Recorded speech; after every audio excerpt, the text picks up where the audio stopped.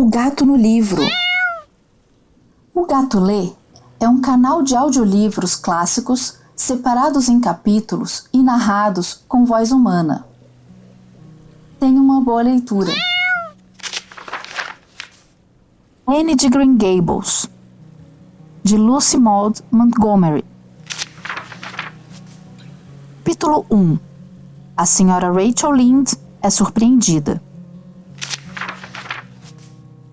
A senhora Rachel Lynde morava bem onde a estrada principal de Avonlea descia em direção a uma pequena depressão, ladeada por amieiros e brincos de princesa, e cruzava um riacho cuja nascente ficava nos fundos da mata da antiga residência dos Cuthberts. Dizia-se que era um riacho sinuoso e rápido no começo de seu curso por entre essa mata, com poças e cascatas escuras e secretas. Porém, quando chegava ao Vale Lynde, era um regato tranquilo, comportado, pois nenhum riacho poderia passar pela porta da senhora Rachel Lynde sem atentar para a decência e o decoro. Ele provavelmente tinha ciência de que a senhora estava sentada em sua janela, de olho vivo em tudo o que passava, desde riachos até crianças, e de que, se reparasse em qualquer coisa estranha ou fora de lugar, ela jamais descansaria até que tivesse descoberto todos os porquês e motivos por trás daquilo. Há muitas pessoas em Avonlea e fora de lá que são capazes de cuidar com atenção dos assuntos dos seus vizinhos, à custa de negligenciar os próprios assuntos. Mas a senhora Rachel Lynde era uma daquelas criaturas capazes que conseguem lidar com as suas preocupações e com as dos outros no mesmo pacote. Era uma dona de casa notável. Seu trabalho estava sempre feito, e bem feito. Ela comandava o círculo de costura, ajudava a administrar a catequese e era o pilar mais forte da sociedade de caridade e de assistência a missões internacionais da igreja. Ainda assim, com tudo isso, a senhora Rachel encontrava tempo suficiente para ficar sentada por horas na janela de sua cozinha, cozendo colchas de algodão torcido. Ela cozera 16 delas, como as donas de casa de Avonlea tinham o hábito de dizer com vozes perplexas. E mantendo um olho vivo na estrada principal, que cruzava o vale e subia o morro íngreme e vermelho ao longe.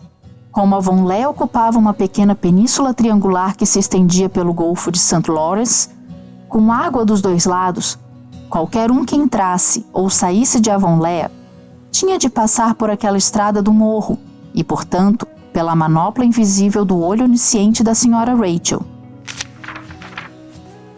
Ela estava sentada ali, certa tarde no começo de junho.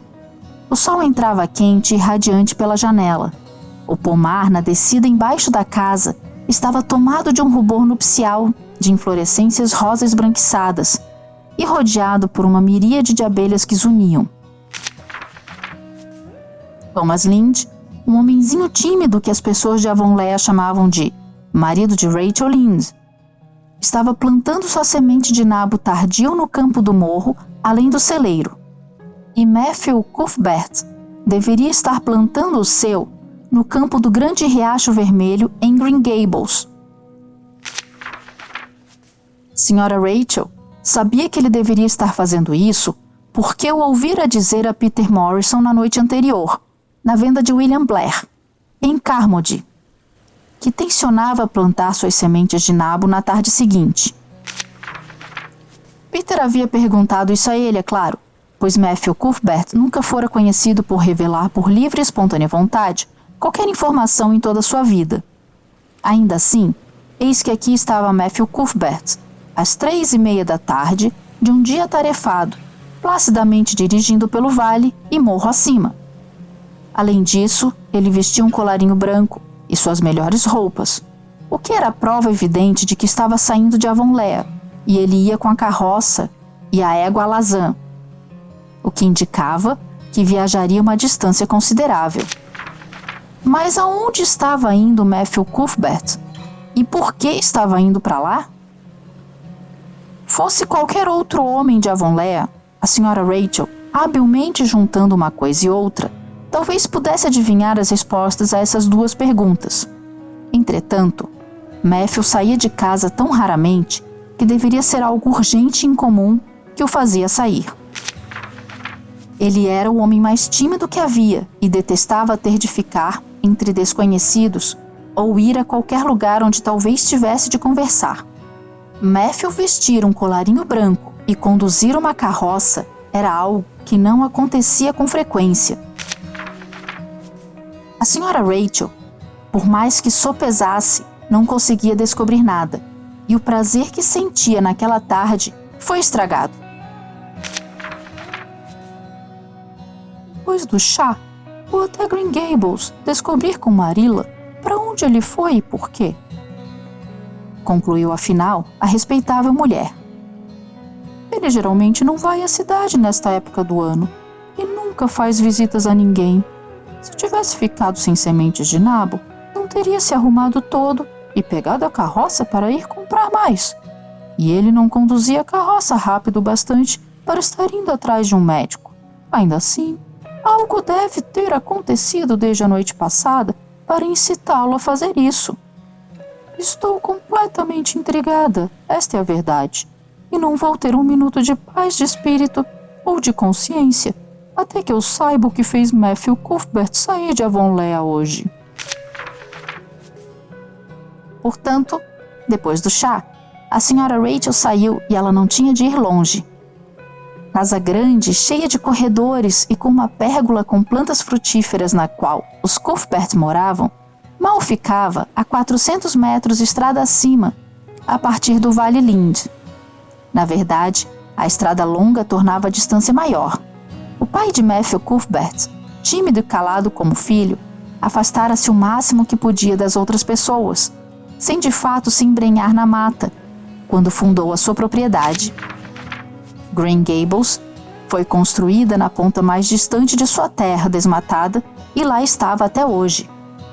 Quase invisível da estrada principal, ao longo da qual todas as outras casas de Avonlea estavam muito amistosamente localizadas. A senhora Rachel Lynde sequer chamava de residir o fato de alguém morar em um lugar assim.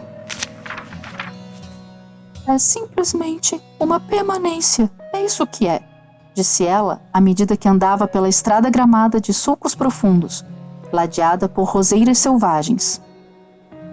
Não é de se espantar que Matthew e Marilla sejam um tanto estranhos, morando sozinhos aqui, afastados de todos. As árvores não são lá de grande companhia, mas se fossem, Deus sabe que haveria árvores o suficiente. Eu prefiro olhar para pessoas. Na verdade, eles parecem satisfeitos o bastante, mas suponho que estejam habituados com isso. O corpo é capaz de se habituar a qualquer coisa, até a um enforcamento, como disse o irlandês. Com isso, a senhora Rachel saiu da estrada e entrou no quintal de Green Gables. Aquele quintal era muito verde e arrumado e preciso, com grandes e patriarcais salgueiros dispostos de um lado e afetados álamos pretos de outro. Não se via pedra ou graveto fora de lugar, pois a senhora Rachel teria reparado caso houvesse. Em seu íntimo, ela achava que Marilla Cuthbert varria aquele quintal com a mesma frequência com que varria sua casa. Era possível comer uma refeição naquele chão sem se sujar sequer com uma partícula da proverbial sujeira. A senhora Rachel, sem demora, bateu de leve na porta da cozinha e entrou quando convidada a fazê-lo. A cozinha em Green Gables era um cômodo alegre, ou teria sido alegre, caso não estivesse tão exasperantemente limpa ao ponto de passar a impressão de se tratar de uma sala não usada. Suas janelas davam para o leste e o oeste. Da janela oeste, que dava para o quintal, entrava bastante da luz do sol suave de junho, mas a janela leste, de onde se vislumbravam cerejeiras brancas em flor no pomar da esquerda e esguias e balançantes bétulas na depressão, próximo ao riacho, estava coberta de verde por causa de um emaranhado de trepadeiras. Ali ficava sentada Marilla Cuthbert, nas poucas vezes em que se sentava, sempre um tanto desconfiada da luz do sol que para ela parecia uma coisa dançante e irresponsável demais para um mundo que deveria ser levado a sério.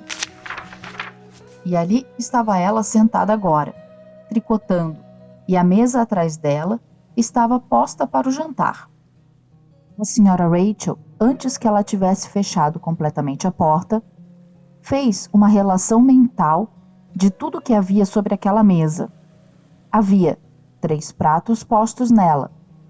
Então Marilla deveria estar esperando que alguém voltasse para casa com Matthew para tomar o chá. Mas os pratos eram os de uso diário, e na mesa havia apenas conservas de maçã silvestre e um tipo só de bolo. Portanto, a companhia esperada não poderia ser alguém especial. No entanto, e o colarinho branco de Matthew? E a égua alazã?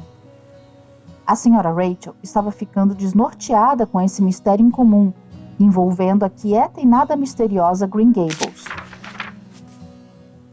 Boa tarde, Rachel, cumprimentou energicamente Marilla. Está sendo um ótimo fim de tarde, não é? Não quer se sentar? Como está sua família? Algo que, por falta de outro nome, poderia se chamar amizade, sempre existira entre Marilla Cuthbert e a senhora Rachel. Apesar, ou talvez, em virtude de dessemelhança entre elas. Marilla era uma mulher alta e magra, de corpo anguloso e sem curvas. Seu cabelo escuro tinha algumas mechas grisalhas. Estava sempre preso em um coque pequeno e bem apertado preso com 2 grampos que o atravessavam agressivamente. Ela parecia uma mulher de experiência provinciana e de consciência rígida, o que de fato era, mas havia algo oculto em seus lábios que, se fosse apenas um tanto mais desenvolvido, poderia ser considerado indicação de um senso de humor. Estamos todos muito bem, respondeu a senhora Rachel. Eu meio que receava que vocês não estivessem quando eu vi Matthew sair hoje. Pensei que talvez ele pudesse estar indo ao médico. Os lábios de Marilla se retorceram de compreensão. Ela esperara a visita da senhora Rachel. Ela soubera que a visão de Matthew partindo de maneira tão inexplicável assim seria demais para a curiosidade da vizinha. Oh, não, estou bem, apesar de ter tido uma dor de cabeça horrível ontem, retrucou ela. Matthew foi para Hillbright. Vamos adotar um garotinho de um orfanato na Escócia, e ele está chegando de trem esta noite. Se Marilla tivesse dito que Matthew havia ido a Hillbright encontrar um canguru da Austrália, a senhora Rachel não teria ficado mais perplexa. Ela, de fato, ficou sem palavras por 5 segundos. Era impossível presumir que Marilla estivesse brincando com ela, mas a senhora Rachel foi quase forçada a presumir isso. Está falando sério, Marilla? Indagou ela quando as palavras lhe voltaram à boca. Sim, é claro, replicou Marilla.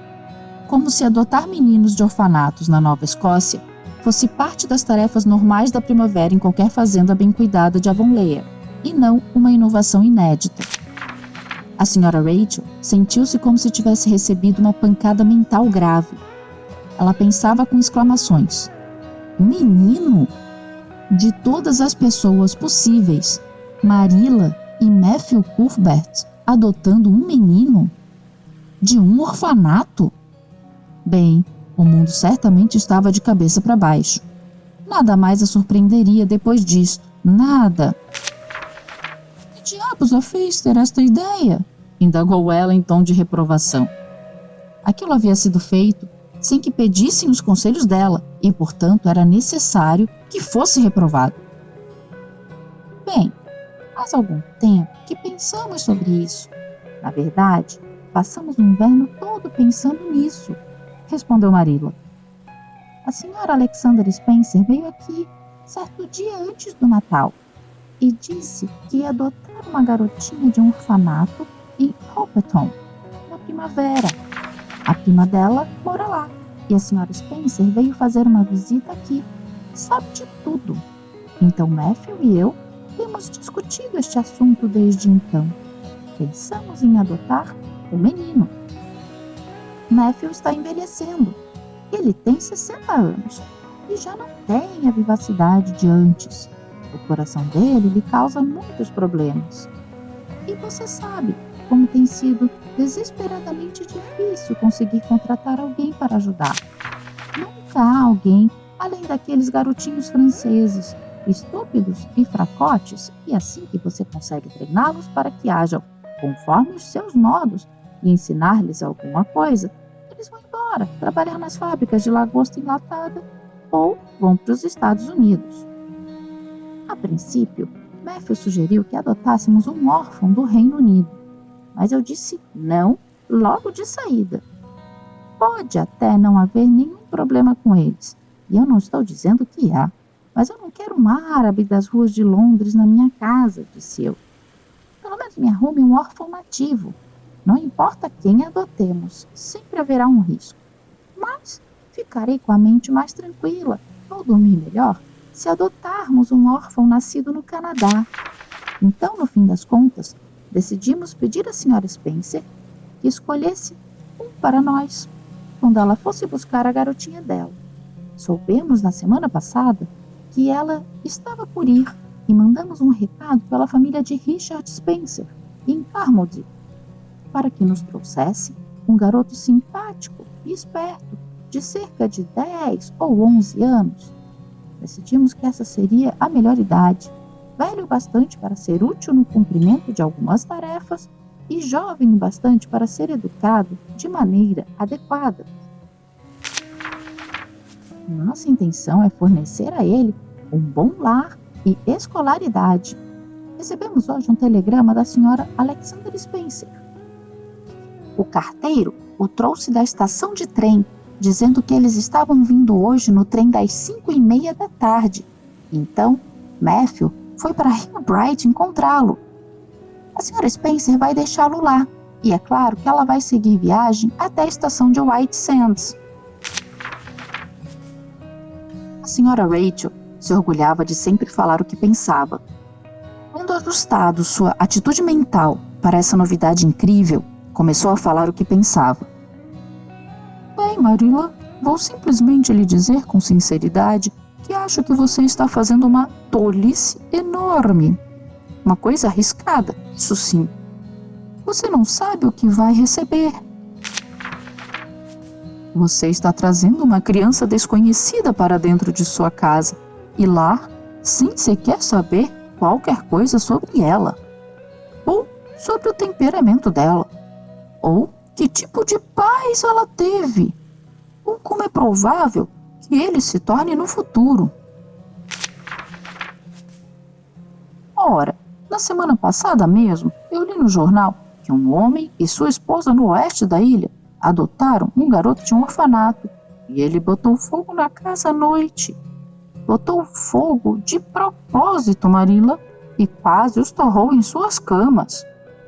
E sei de outro caso em que um garoto adotado que chupava ovos frescos da casa e eles não conseguiam fazê-lo abandonar esse hábito. Mas se você tivesse pedido meu conselho sobre este assunto, coisa que você não fez, Marilla, eu teria lhe dito que, pela misericórdia, nem pensasse nisso. Esta é a verdade. Essa falsa tentativa de consolo não pareceu ofender ou alarmar Marilla. Ela continuou tricotando com firmeza. Não nego que, em certa medida, você tem razão, Rachel. Eu também tive certo receio, mas Matthew cismou com isso. Pude perceber isso e então cedi. É tão raro que Matthew cisme com alguma coisa que, quando isso acontece, eu sempre sinto que é meu dever ceder. E quanto ao risco, há riscos em quase tudo que o corpo faz neste mundo. No fim das contas, há risco em ter os próprios filhos. Uma gravidez nem sempre termina bem. E a Nova Escócia fica muito perto da ilha.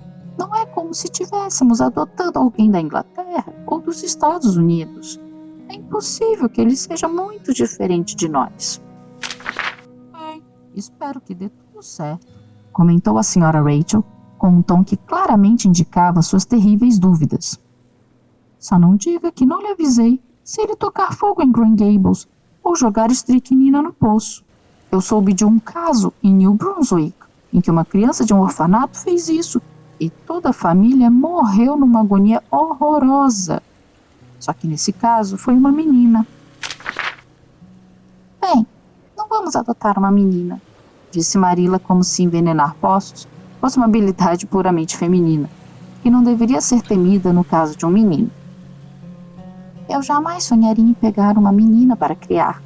Espanta-me que a Sra. Alexander Spencer tenha feito isso, mas na verdade ela não hesitaria em adotar um orfanato inteiro, caso cismasse com isso. A Sra. Rachel gostaria de ter ficado ali até que Matthew voltasse para casa com um órfão importado, mas, refletindo que demoraria no mínimo 2 horas até que ele voltasse, ela decidiu subir a estrada até a casa de Robert Bell e contar a ele a novidade. Aquilo com certeza causaria um frenesi incomparável, e a Sra. Rachel adorava causar frenesis.